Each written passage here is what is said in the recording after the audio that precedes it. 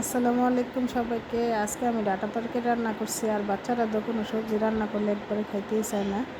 তো আমি আজকে অল্প একটু ডাটা নিছি, কারণ বাচ্চারা খাইবো না, আমারই খাইতেই হইব। তো আমি ডাটা সুন্দর করে কয়েকটা নিছি, নেওয়ার পরে এখানে মাছ নিছি আমি।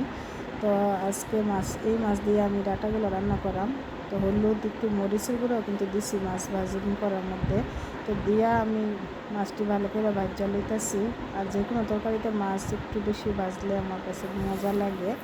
আমি মাছটি একদম কড়কড়া করে ভাজা লইছি। দিয়া তারপরে মাছের তেলেই আমি একটু পেঁয়াজ দিয়ে দিছি, তারপর দিয়ে দিছি ডাটাগুলা।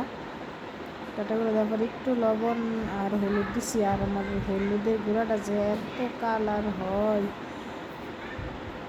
হলুদের গুঁড়া দিয়া আবার ডাটা দিয়েও ভাজতেছি। যে ডাটাগুলো ভাজা শেষ, তার মধ্যে মশলা দিয়ে দেবো। আজকে দুপুরে আমি ডাটা রান্না করছিলাম, তো এইটাই আপনাদের সাথে শেয়ার করলাম। আরও তরকারি রান্না করছি, এই ডাটাটা রান্না করছি, এইটাই দেখাইলাম। তো দুপুরে রান্না ছিল এইটা। তো সব মশলা দিচ্ছি, ধনিয়া গুঁড়া, হলুদ গুঁড়া, মরিচ গুঁড়া দিয়ে সামান্য পানি দিয়ে দিচ্ছি।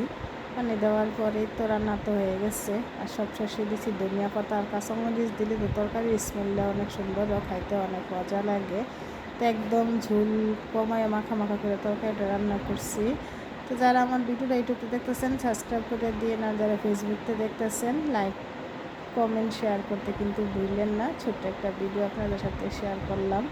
তো সবাই ভালো থাকেন, সুস্থ থাকেন, আল্লাহ হাফেজ।